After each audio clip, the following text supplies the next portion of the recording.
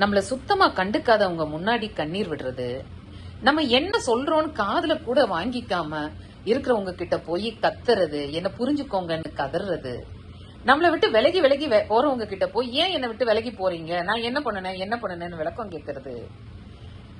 யாரால நம்ம அழுகமோ கஷ்டப்பட்டமோ அவங்க கிட்டயே போய் ஆறுதல் தேடுறது, நம்மள சுத்தமா அலட்சியம் பண்ணி நம்ம ஒரு பொருட்டே இல்லைன்னு விலகி போறவங்க கிட்ட போய் அன்பை காட்டுறது, நீ எனக்கு தேவை இல்லை அப்படின்னு ஒதுக்கி உதறி தள்ளிட்டு போறவங்க மேல உயிரையே வைக்கிறது.